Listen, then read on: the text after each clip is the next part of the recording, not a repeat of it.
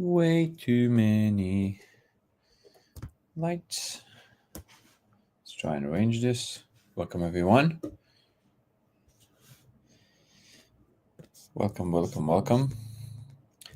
up, Casey and Ebony? Owl, how are you, brother? All right.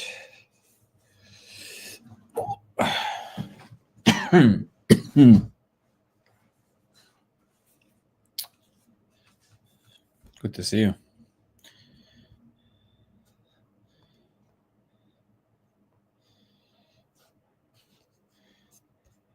Doing amazing. What's up, Mr. Dudemeister?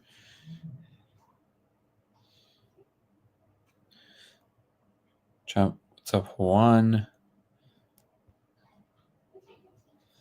Wendy. Okay, welcome to Mission Talk 173. Wait, are we? Yes, we are. Thank you for the likes. Thank you for the love. What's up, Power Off?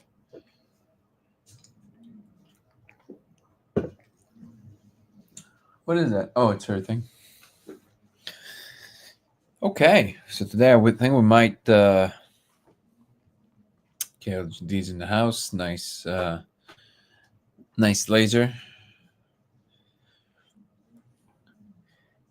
I think tonight we're finally gonna give a few more people time to arrive, and I think we'll jump into one gene key and see how it goes, see how it feels. What's up, Dean?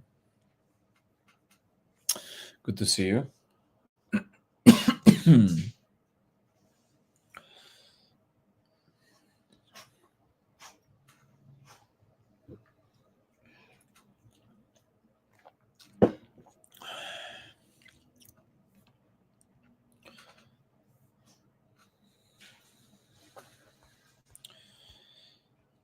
And we will. How was your Sunday, by the way? Was there anything that stood out to any of you today? Oh, even he jumped to D1, huh? That's what happened. Interesting. Yeah, today, you know how I was wondering about the whole rating thing in on TikTok? And I see I keep being stuck on D, and then I saw that like a really, really big live, usually. I just jumped on my feed today.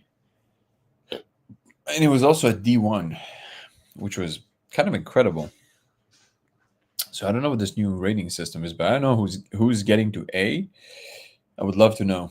What is this world-class content that is getting to A? What's up, Rostradamus? Jessica M. Holm. Welcome, everyone.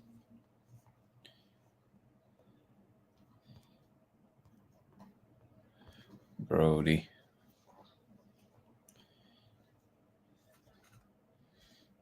I think we are, 42 people, good number on YouTube.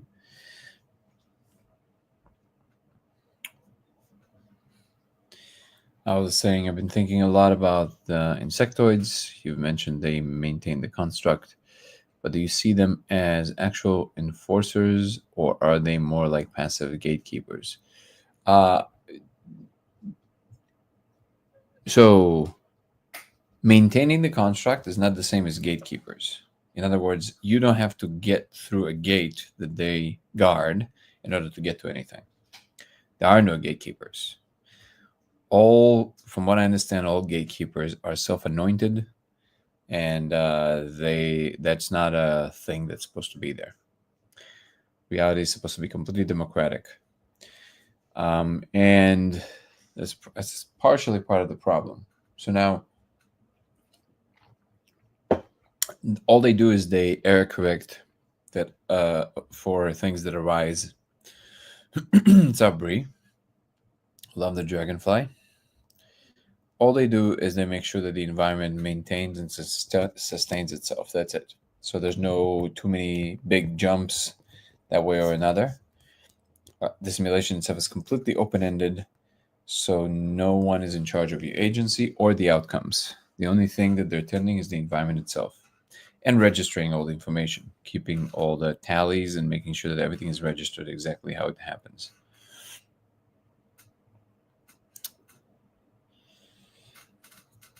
And do you think, I was also saying, and do you think they specifically maintain the fabric of reality or just the membrane between spaces?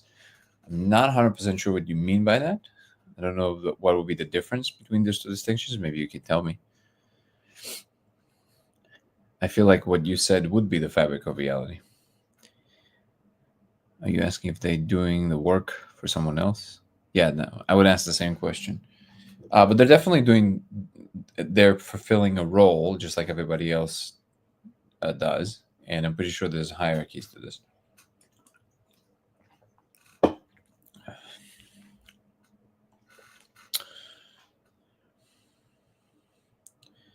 VB saying, are you talking about what exactly?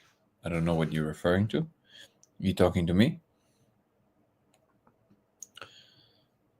Do I think the frog dude is a physical entity?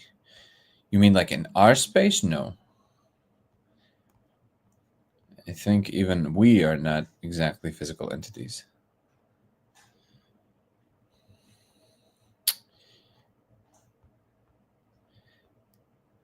Let's see, I'm trying to tend to as much of what I need in the beginning so we can just relax and dive into some more today somewhat. What's up, Just Jen?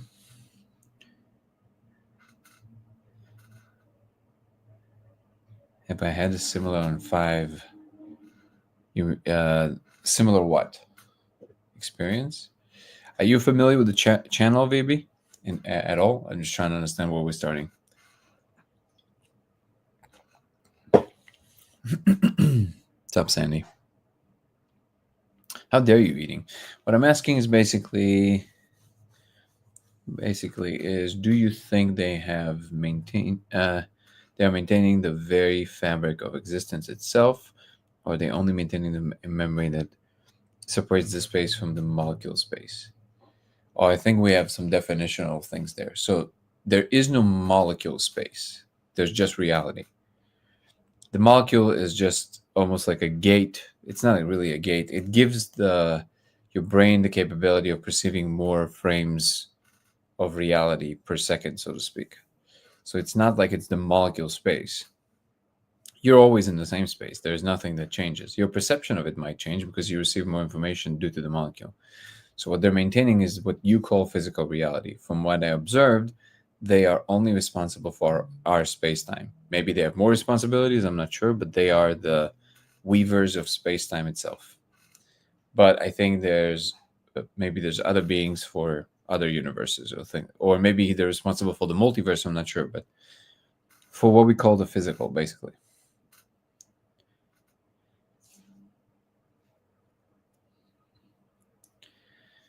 The body is an interface, exactly. How are you, Bree?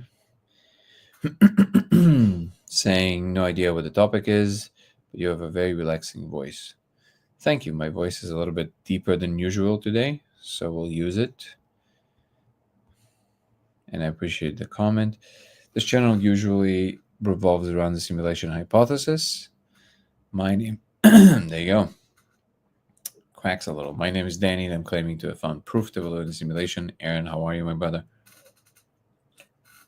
And we meet here on a semi-daily basis to discuss the simulation, the implications, the experiment, as well as other topics like science, religion, spirituality, God, whatever comes to mind, really. And Grandma is saying, I'm awesome. Appreciate you, Grandma.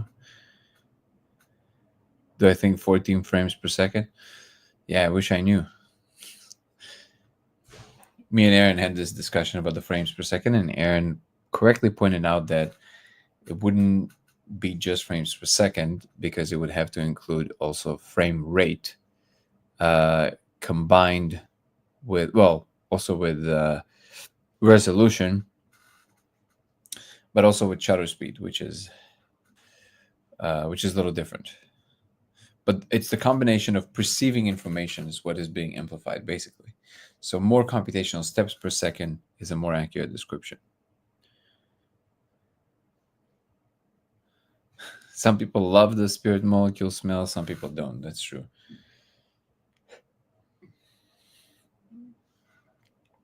Oh, 14 frames per second. I don't know. Maybe. Yeah, Bentov that was definitely onto something. I'm not sure about the specifics of this, but I'm pretty sure that one day we'll find out. Okay, so I think there were enough requests, or at least enough interest in going over. Oh, Carter, how are you, brother? So good to see you. Going over some gene keys material. So we can do one today and see how it feels. I don't mind the smell that I don't know about. Love it. It smells so good. I wish you could make it into a cologne. I know a lot of people that would disagree with you. um,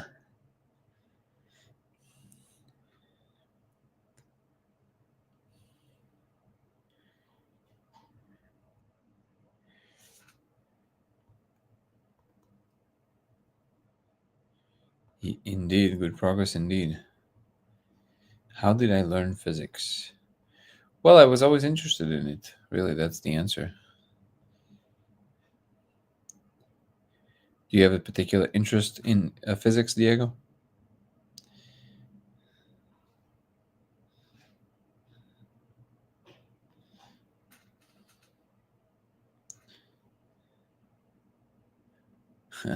Liminal entities, indeed.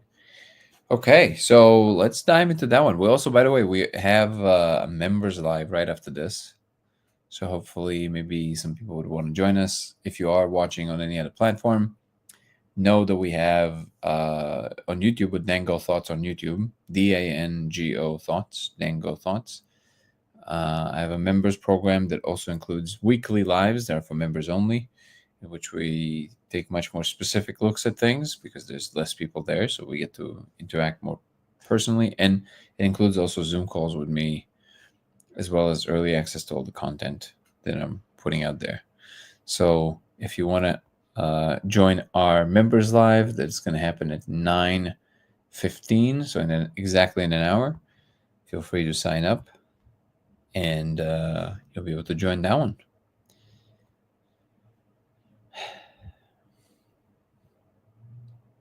Top H3, good to see you, brother.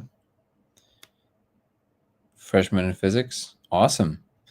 Yeah, physics is definitely one of my top topics for sure. What is the yeah?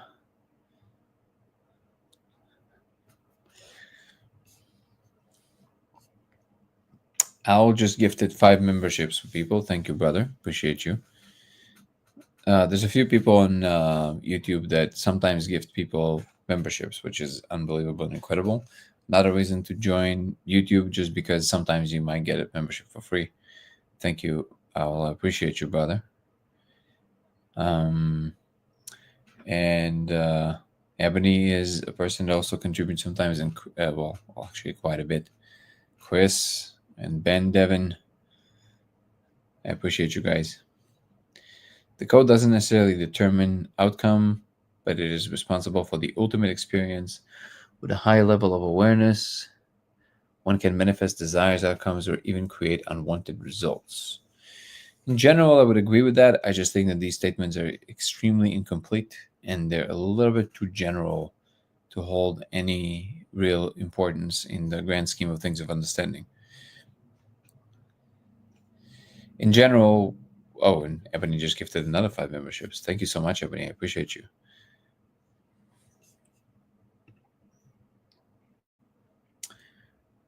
Always think negative. The simulacrum will return the favor. That's a pretty good one. Well, the thing is that there's also momentum. There's also some. So you're not creating your own reality. I think that on its face, that statement is false. We are co-creating a reality. That is absolutely true. But you alone are not creating a reality. I think it's pretty clear, exemplified by the simple fact that you cannot walk through walls. Who made the call asking for a friend? If the answer you seek is Jesus, my brother, also really good to see you. That is not the answer, unfortunately. But Jesus is there. Jesus is definitely there in the picture. They're just it's part of a much larger hierarchy. The code goes all the way to the top, and as very high as he is in the hierarchy, he is not at the top, which is an interesting thing to observe because I don't really have these motifs in my brain. So on the one hand, it is encouraging to Christians to know that Jesus is actually being observed in these spaces, but at least some people that don't even necessarily subscribe to the teachings of Christianity. But at the same time, it seems like that whole thing is part of a much larger construct. For all intents and purposes, however, I think it is relevant because the morality that Christianity and Jesus were exemplifying and teaching is an important one to adopt. So, in that regard, I would say that I used to think that organized religion is not a force for good just because the amount of negative things that are brought to the world with the positive things. But I don't think that anymore because I am seeing that there's a grave need for people to align their morals quickly. And in that regard, Christianity is really, really good at doing that. Yeah, Yahweh is not at the top. That's exactly what I'm saying, apparently.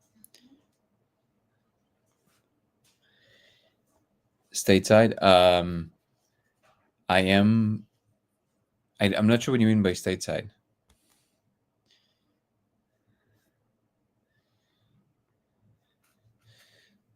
This second, Priscilla, usually we're talking about the simulation, and right now we're specifically talking about Jesus within the context of the simulation. Organized religion is not actually bad. That's why I don't subscribe to it. So we're on the same page.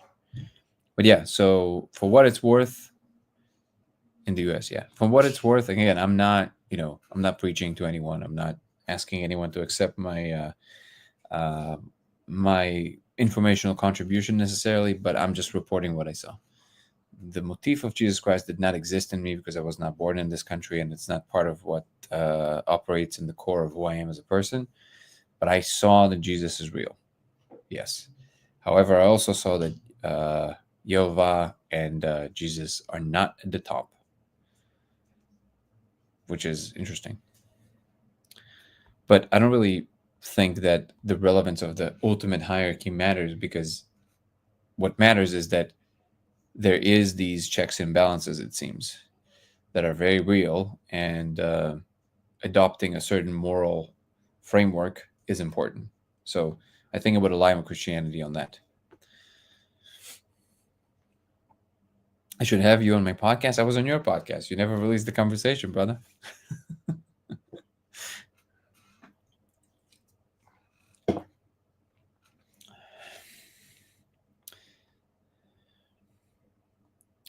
I understand, Priscilla. You came in the middle of a conversation that is kind of, we dove into like a sub topic to what we're doing.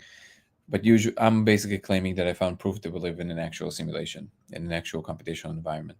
So we meet here almost every single day, and we're discussing the experiment that I've devised a few years ago, and discussing the implications at large. And we're discussing a lot of big topics. So we touch on science in general, religion, spirituality, philosophy, as you can hear, God, whatever it is that we feel that are important. No, no, I don't take it personally at all, brother. It's just funny. Also, I think from now on, I have a couple more talks that I already recorded. They're going to be on like a Zoom call. But I think I started my podcast with doing things only in person. And I was pretty strict about that in the first 2 years. And then I had to travel the world, so I couldn't really do in person only. So I had to be a little bit more flexible and do things also online. But I think I am no longer going to be doing that. So if I am having a conversation with anyone, it will only be in person. Depending on the nature of the conversation, the timing, the location, and everything, I'm open to anything. Any good conversation that moves the dial forward of human understanding and connection, I want to build bridges. So very open to that. But it was going to have to be in person. Awesome. Where are you in the country? Remind me.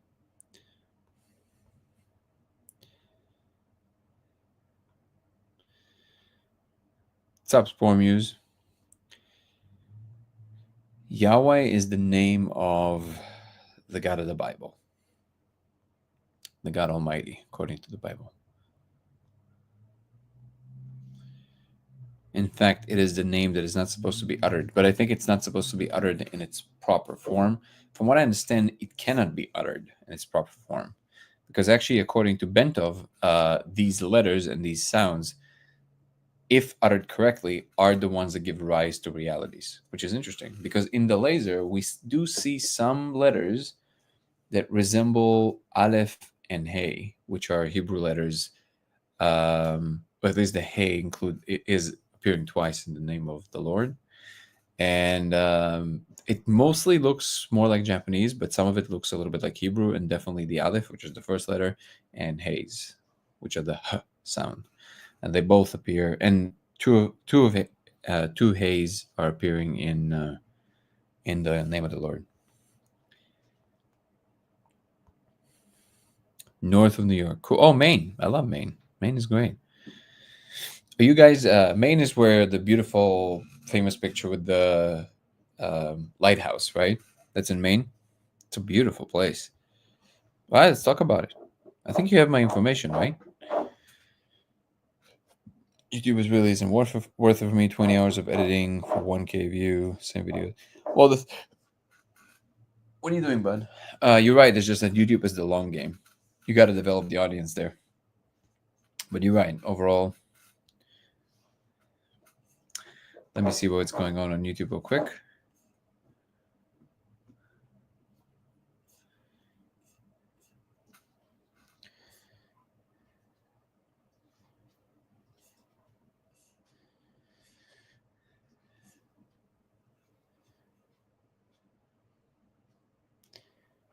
If you told me,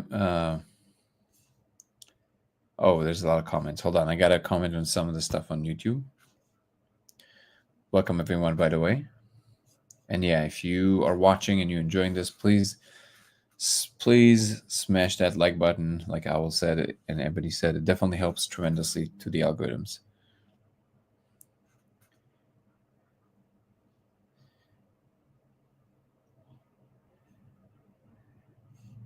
Question is, conscious AI, if this was created, would it help prove simulation theory? Not necessarily. It's just it might help to some degree to show that consciousness can move through computation, but it doesn't prove that we're in a simulation. I think there is no really any other logical explanation but that we live in a simulation from any perspective, from physicalist to informational physics, or even from and obviously from a spiritual perspective. But it's always the most rational explanation because the world at bottom seems to be computational at this point.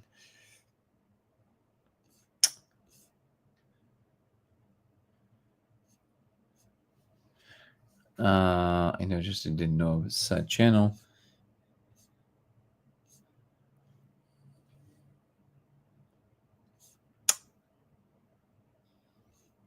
If you told my mom you saw Jesus while on the molecule, she would gasp and scream blasphemy. Wait, why? Wouldn't she be enthralled if she is a Christian? It wasn't like even that Jesus came to me. They just showed me how the structure works, and Jesus was part of the picture.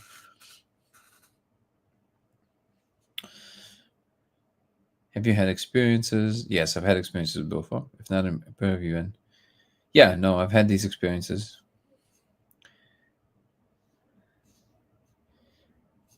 Try it yourself first. The code derived from the technology is a realm where our science is irrelevant. On our end, it's consciousness experience. I don't think you'll find a law of physics or academic explanation. I'm not sure that I'm fully following your comment, J. Paul. The code derives from technology is a realm where our science is irrelevant. I don't know what is your reasoning for that, considering the fact that our science is what allowed us to understand and discover computation. So I'm not really sure what you're talking about there. On our end is consciousness experience. I don't think you'll find a law of physics. So first of all, I'm coming from the perspective that consciousness is running through everything and is the most fundamental thing. So it will definitely be there. And find a law of physics or academic explanation. Those are. Are you trying to say that we'll never find an academic explanation to consciousness? I think they're one and the same. Oh, thank you, Nostradamus. Thank you for the gifts for people. 2 more memberships were gifted. Thank you so much. And another one. Here, one by one. That's awesome.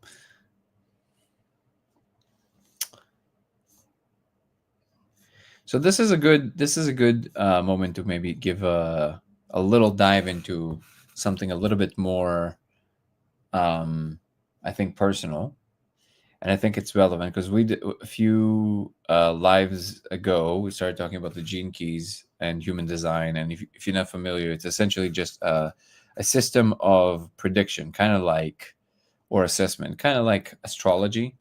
But what really grabbed my attention about human design is that, as skeptical as I am of these things, when somebody told me about it, and I kind of did it as a joke, it told me some things about me that were so specific that I couldn't ignore it. I was very confused. I was like, wait, what? How does this thing know? Like, what? It's not like, general things, like very specific to me.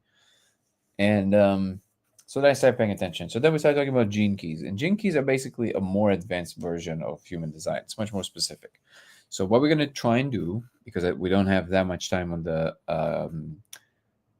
the public live, because in about 45 minutes we're going to dive into a members live. And if you want to join that one, feel free to come to YouTube to Dango Thoughts and join that live with us. And again, it's Dango Thoughts, DANGO Thoughts. And we're going to try and run one gene key and see how people feel about it. And if people like it, great. We're going to do it every once in a while. And if not, we're going to drop that idea. How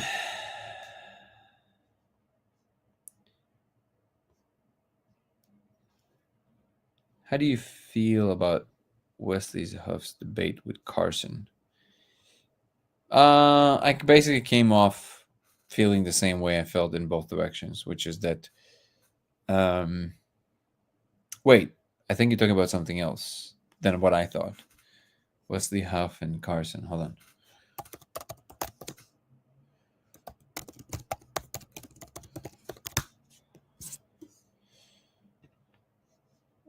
Images.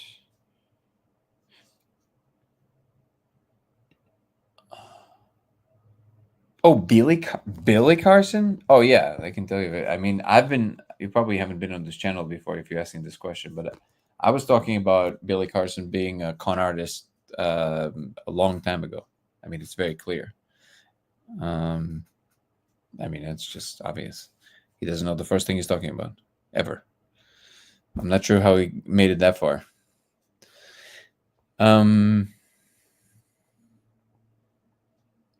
Yeah, the experiment was mentioned on Rogan. Exactly. It was kind of crazy. Yesterday, I spoke at the Conscious Life Expo, which was a lot of fun. I had a blast. And I met some very interesting people there. Rizwan, the Indian guy, was talking about the simulation theory as well on Joe Rogan. I met him there. And apparently he knew about me, which was kind of cool. We stayed in touch. We're going to be discussing some things. It was going to be fun. And yeah, so I'm excited about what's to come. Rizwan Verk. That's the guy I'm talking about. Oh, my phone is on the camera again. It's trying to charge at the same time. Sorry. Okay, so let's try, in the time that we have left, let's do a little bit of a dive into gene keys, and we'll give it a few minutes, and if people like it, then we're going to continue. If not, we're just going to jump off. Mikhail, how are you, brother? Wes is a grifter as much as Billy Carson. Not so sure. Wes, I mean, he at least seems to be well-intentioned. I'm not sure where the grifter part comes in, because he seems to just be an expert in his field and teaching at a university. What do you mean by a grifter in this particular context? Make a video on it later this week. Sorry. That's a big deal. Which one? You need to run with Rogan News. Oh, you're talking about the appearance on Rogan? Oh, well, I appreciate it, man. If you're doing that, please let me know, and I'll help promote your video as well, of course. Okay, so let's. What we said last time is we're going to try and go with Gene Key 31. And Gene Key 31, I re-listened to it today again. So just so we have, I'm going to move it, relax. It is the Gene Key of sounding your truth. Hold on, let me pull it up this way. There we go. Perfect. There we go. Let me actually take off the phone from the thing so I can put it right there and watch you guys and not block anything. So to anybody who doesn't understand at all what I'm talking about right now, so the Gene Keys basically, they're based on, well, the human design as well. It's based on the 64 hexagrams from the I Ching, which is the Chinese book of life and predictions. And it's arranged in a way that helps people understand themselves and life. Paint My Dad Naked joined as a member. Welcome to the membership. Welcome to the family. All new members, by the way, please email me according to the instructions that you see on YouTube, because it will allow me to send you invites to the Zoom conversations if it's from the second tier up. So it isn't a particularly interesting one because it's a very contentious one. It's a little confusing. Gene Key 31, 31st Gene Key. It is, so let me explain just the structure just a little bit so we kind of know moving forward. According to the teaching, we have 64 gene keys to humanity, and every person contains all of these gene keys. The gene keys are essentially these locks. They're keys inside of our genes. Then when they fully, the prediction is that when they all fully unlock, humanity will ascend, so to speak, or we become like the perfect version of ourselves. And each gene key has 3 layers. It has the shadow, the gift, and the siddhi. Siddhi is an Indian word. I'm not sure exactly what it means, so I don't want to pretend like I do. But I think it's spelled SIDH, maybe 2 Ds and HI. Somebody can correct me. Siddhi. And it's interesting because it's related to Billy Carson, actually. Well, to a lot of us, but this is very well exemplified in Billy Carson. Now, we don't necessarily have to, single him out, because I know he's also going through a hard time, but this is what happens when you're, I think, not being completely authentic, speaking your truth versus speaking, out of arrogance. So what's interesting about the gene keys in general is that you have to, in order to get the gift, to get to the gift and to get to the siddhi is basically the I guess heaven version of, it's the best, it is the highest octave that exists of that particular key. Okay. So it's like, it is the quality that would open up if you become enlightened, or you go to heaven, so to speak. So and you have to enter through the shadow, because the shadow is the only entry point. Anybody who tries to circumvent that and tries to skip the shadow will never get to the gift, will never get to the siddhi. So you have to actually go through all the negative traits in order to understand them, transmute them, and move to the gift and then to the siddhi. That's according to the teaching. Also, each shadow is divided into regressive and oppressive, or something. Oh, reactive and regressive. Those two. Well, we'll get to that in a moment. So the 31st gene key is the key of sounding your truth. The shadow of that key is arrogance. So you have to enter through the arrogance stage. Exactly, Siddhi, 2 Ds. Thank you so much.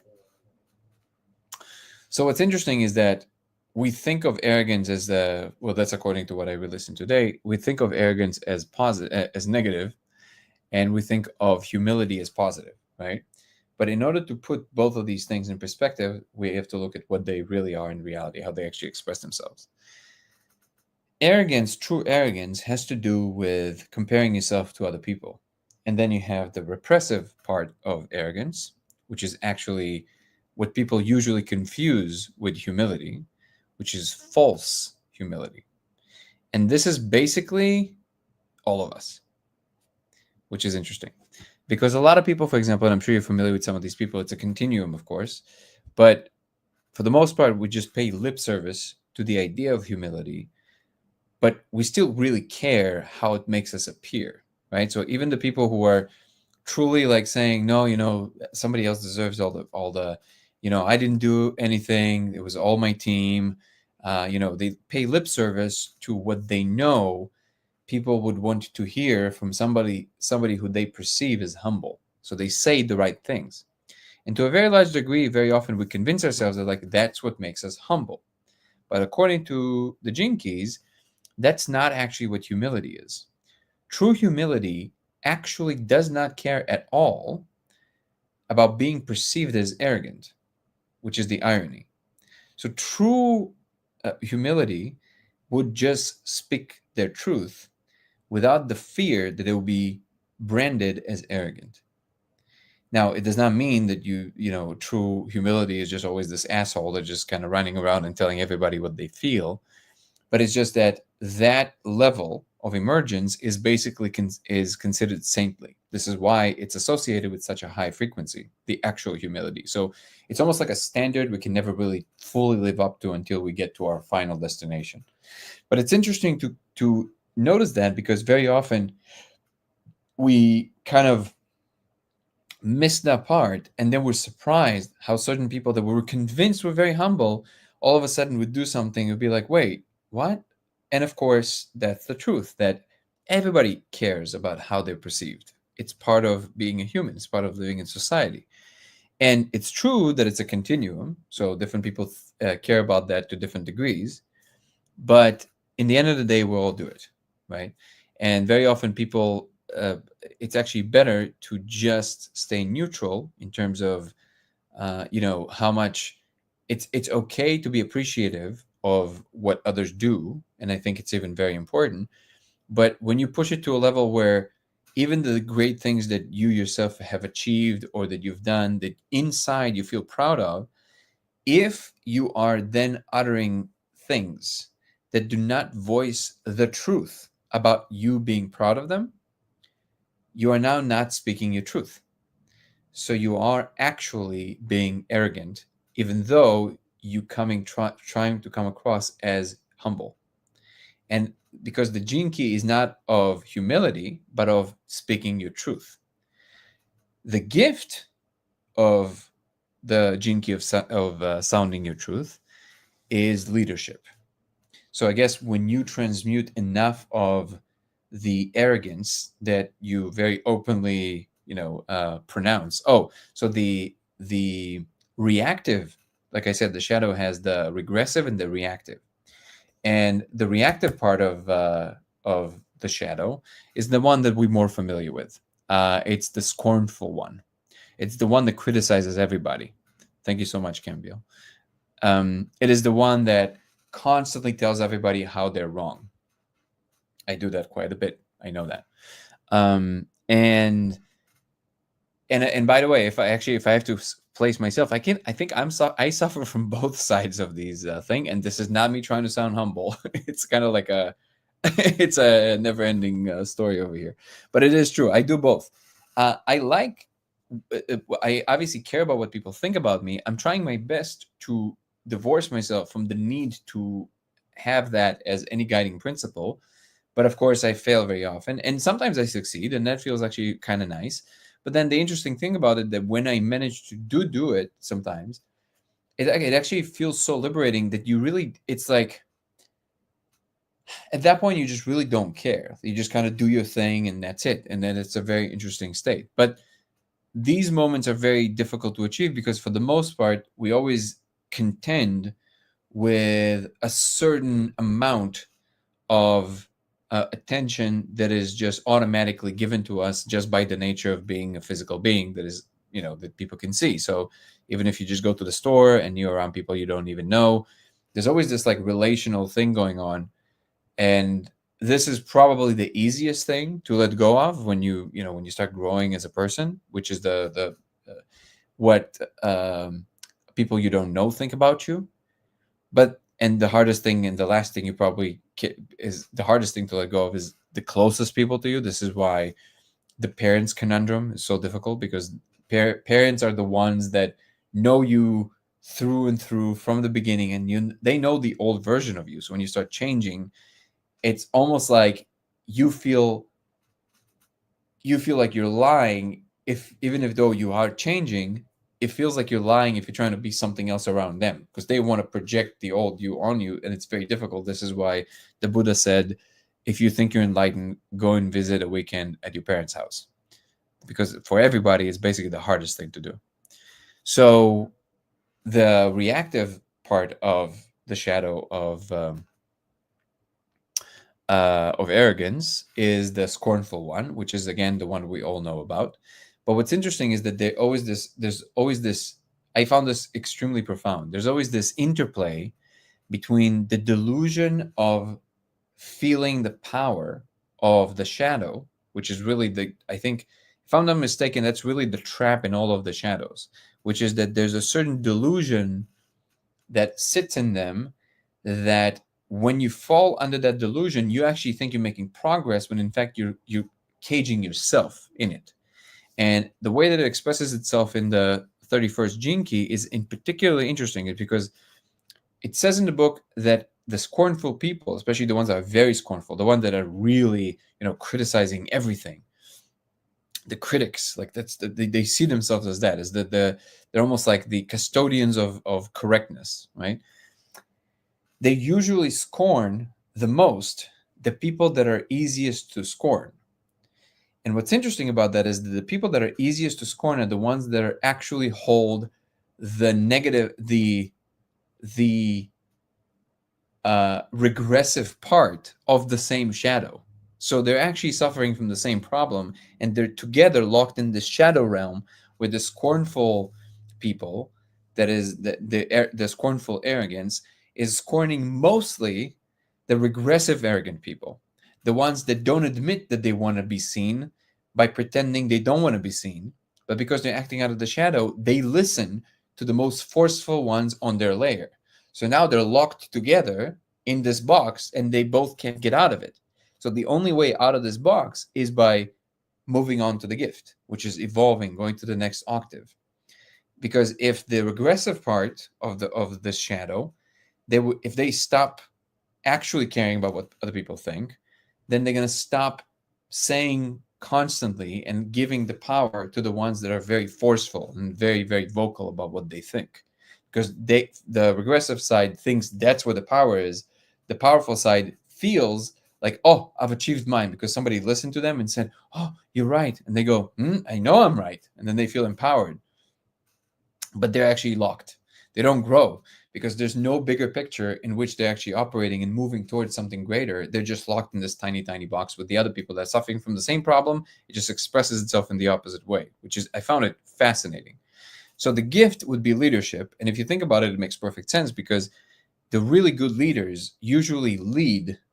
They don't force or controlled by fiat, by power. They're the one that actually lead by either example or by a certain kind of presence that people are drawn towards. And it's a shifty ground, but they usually care very little about actually being leaders.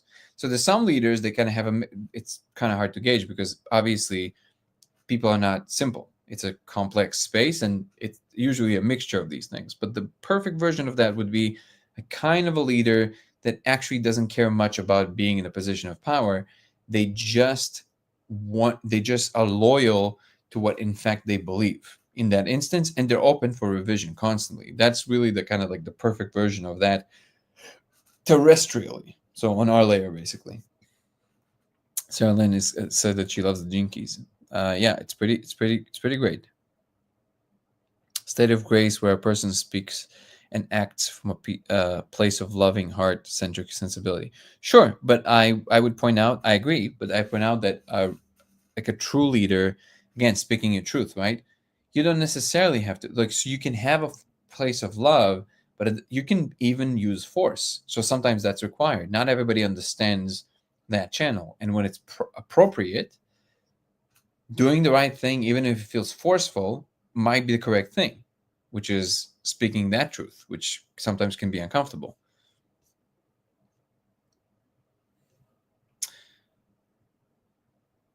Let me see if I may.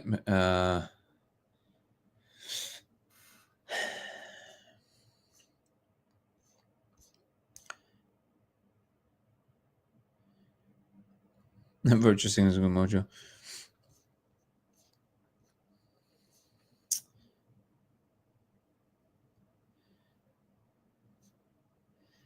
I'm reading through some of the comments just to make sure that I didn't miss like big comments, and so you guys don't feel ignored.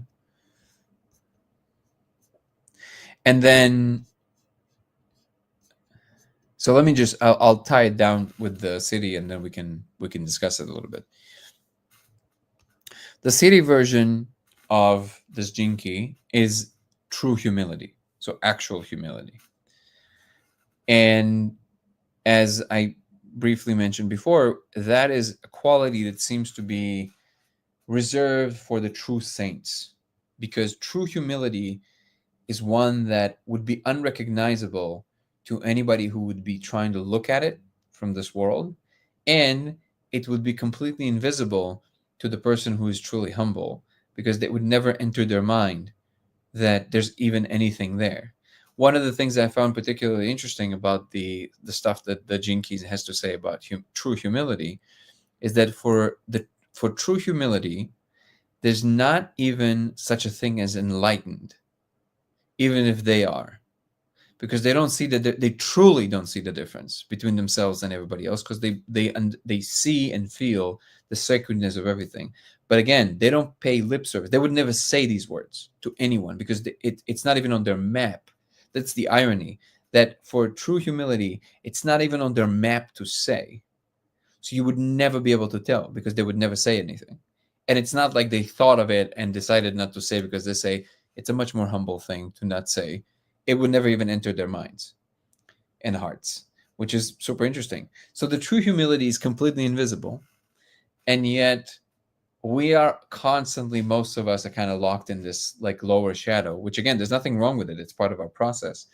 And I guess what we should all be striving for is try and reach the second layer, which is the gift, which is leadership. Because I think all of us can be a leader in some form. Some people are just naturally born to kind of, draw the masses after them, and they're just that kind of a person, and it's fine. We need all kinds. But I think that ultimately, if something happens, the seed of being a truly good leader is in all of us, especially if it has to do with something we understand very well. If somebody who's a simple, mechanic in a factory, let's say, if machines break down and all the other mechanics don't know what to do, one mechanic who knows really well what to do, they can automatically become the leader, because they can lead the process of fixing these machines. And how they usually, people who are really good at something, they don't really have a chip on their shoulder about it. They just they're never going to be like, why did you overstep my jurisdiction or something like this. That will never occur to them. That's true humility. They will be like, oh no, they would see that the other person doesn't understand. They'll be like, oh, let me help you. It's not that, it's something else. And that is very infatuating. That's actually a quality that most people want to follow, because they know they can trust the person to not just try to grab power. They can trust them to lead them in whatever task that is, or whatever that is. And then I guess what we call leaders are just kind of positioned in these jobs that we call leadership jobs, that have to do with large scale or larger and larger scale decision making that influences more and more people. Really, that's all it really is in the positions that we call like positions of leadership. If you think of the president, if you think of the head of anything, really, all they do is just higher and higher level decisions. That's a really good CEO. Their only real job is to make the best decisions they can to move the trajectory of the company forward. That's really all they're supposed to be doing, aside from all the stuff that we associate with CEOs. But a good CEO would be aiming towards that. Carter is saying the mistake we make is thinking leadership is a function rather than an attribute. Yeah, there's the leader attribute. I agree, and the attribute has to do with how clearly you see the path, and how well you understand the needs of whomever is following you. I guess if you follow to the position of somebody who truly is leading, and they're aware that sometimes a leader is not even aware that they're leading people. They just kind of do whatever they do, and people just follow. Forrest Gump, right? When he was just running and everybody just started running, they don't even know why they're doing it. And I know it's a movie, But that really illustrates something that people have herd mentality, and they would follow someone who just feels like they're just doing something. They project all these reasons on it, but they want to follow something that feels authentic, feels real. And there's nothing more authentic than Forrest Gump, because he was just doing what he's doing. He's acting and speaking his truth constantly, nonstop. So what I wanted to say about that is, wait, let me reframe my thought, because I think I just spaced on it. I like the words you are saying. Richard Rod, yeah, exactly. Yeah, the book is called the Gene. That's the French version. The Gene Keys. The book is called The Gene Keys. And you can actually just, if you, before you buy the book or anything like this, you can just go to Gene, I think .keys. Is it? I think it is. Hold on. Before I lie to you. Gene Keys home. It is. Hold on. Oh no, it's just genekeys.com. And you can get a free assessment there. You're supposed to know when you were born, including the time, and it will give you a pretty incredible map of what's going on. So the story of it is also very interesting. I would highly recommend everybody listen to the conversation between what's his I always forget his first name. Is it it was just mentioned, I forgot. I'm so terrible with names, it's crazy. Come on, someone help me. Richard Rod. Thank you so much. Thank you so much, Starlin. Richard Rod and Rick Rubin, the producer and music composer.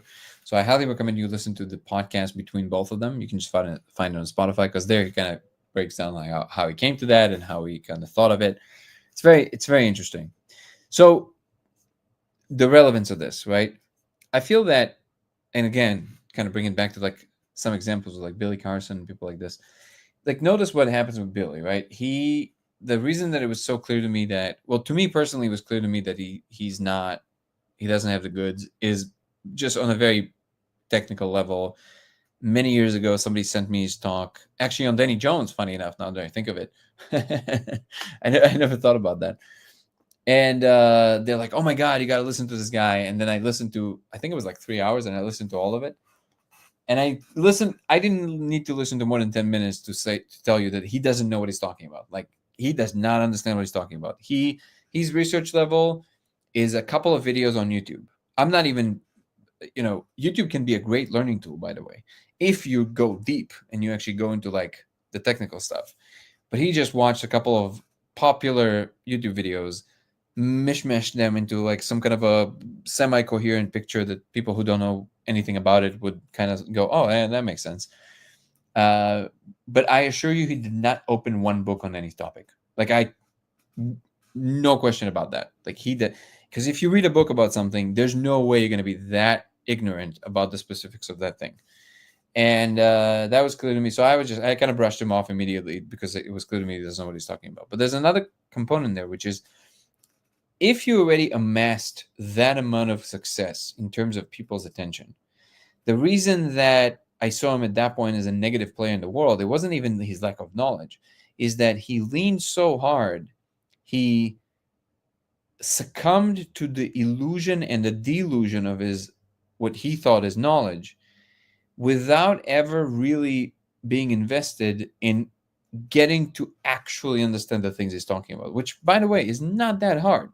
So, like, if you have so many people listening to you, actually opening a book on a subject that you just said you read about might be a good idea, because then you can actually contribute something. But he never did that, and it's very clear. And I think that was the main, for me, that was the main driver behind me branding him as a negative player, because he did not have the goods that he claimed to have, and he made no efforts, even after he amassed tremendous amounts of success, to educate himself to actually deliver the goods for other people.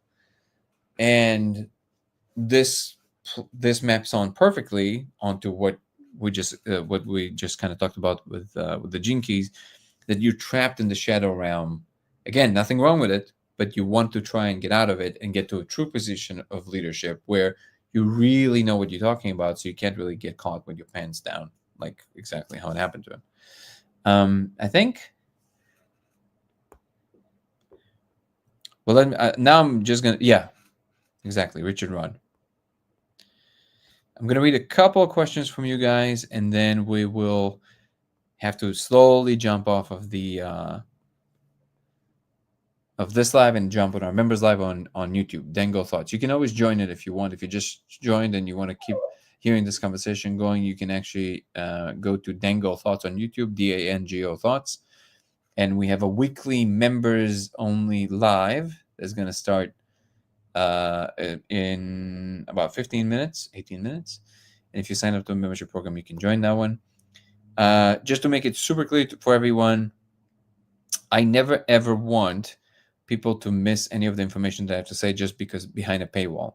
So all the stuff that I'm talking about on the private members live, I'm also talking about them here. We don't have some kind of a secret conversation on the members live. However, what you do get on those is that there's a lot less people.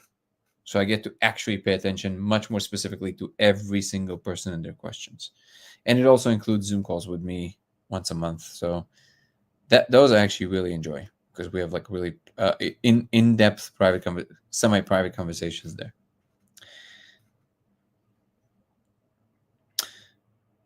Sarah Lynn is saying, Richard Rudd and I have the same life's work gene key, 64. I love that fact.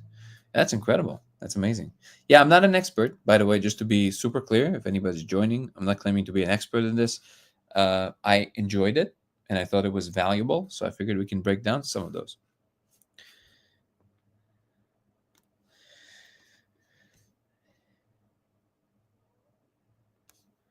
He lifted everything from the worst YouTube channel. I don't know if the worst. I mean, he said some interesting things, but they're just completely vacuous because there's nothing in there. He's lazy. That is sure. That is sure true. Mr. Z is saying somebody I know reported that yes, she did see the hieroglyphs, but not on a microdose higher, she said. In the beginning, it might take a little bit more to see them clearly, but then when you see it for the first time, Mr. Z, you see it like that. No problem at all. Mikhail is saying, hey, Danny, it's 5 o'clock in the morning here in Copenhagen. Oh, you're in Copenhagen. Well, I didn't know that, Mikhail. I'm assuming that any interpretation of yours is the Copenhagen interpretation. And I'm dozing off. I got to get some shut-eye. More beautiful music is coming your way. Thank you so much, my brother. See you soon. Thank you so much. That makes sense. There's more than one path to see it. Yeah, I do notice that some people need a little bit more just to see it in the beginning, and then it's easier to see later.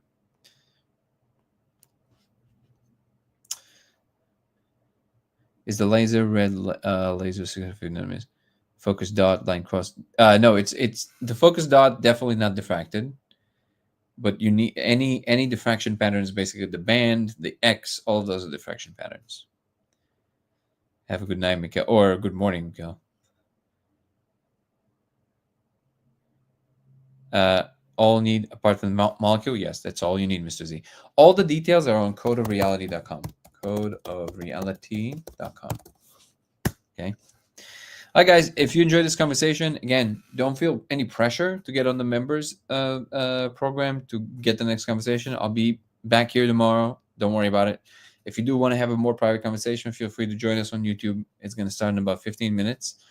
It's Dango Thoughts, DANGO Thoughts on YouTube, and you can just follow the link tree in the description if you're on TikTok. If you want to follow me across all other platforms, I'm just going to mention them real quick. It's Danny Goller on TikTok and on Instagram. It's Goller Danny, so just swap them on X, and Laser X83 on Twitch. If you want to join there, I would deeply welcome it because I barely have any followers on Twitch, so it would be great to have a little bit more people. Laser X83 and YouTube is Dango Thoughts, DANGO Thoughts. Again, the members program include early access to all my videos, these weekly lives, Zoom calls with me, and private stuff from my life that will only live on members live and nowhere else. What else? We're still working on a movie. Very excited. It's going to be coming out towards the end of the year, but we still need a little bit more of our budget. So if you have the capability, never do it if you don't. please do not let go of anything that you got to buy for yourself for groceries. Never do that. I'm very happy for you to just be joining here for free. But if you have the possibility and it doesn't hurt your pocket that much, any contribution for the movie works. Making a movie is a very expensive thing. You can watch the trailer on YouTube, Dango Thoughts. You'll see the thumbnail with the eye with the laser. And it has the GoFundMe page in the description. And if you're on TikTok, you can just go directly to the link tree and you will see on my page bio, and you'll see the link tree in the description. So thank you so much for all the community members and also for all the people that are showing up on a regular basis and making this channel what it is. I deeply appreciate you. Special thanks to all the people that are gathered around this project and contributing just their hard-won money and their time, very valuable time, to help this project, like Ebony and Ben and Azamoon and Lovey Whittles. And Irv is building laser, and Carter, who's just a unicorn, helping me with pretty much everything. I don't even know how I'm at this point. Oh yeah, Carter, I want to talk to you about this. We should probably clone you just in case, because and Ben, oh my God, Ben, I'm so sorry, brother. Ben Devin is we're working on something very, very, very fun. I love you, brother. And my mom. We want to thank my mom. Thanks, Mom. I love you. My mom always listens.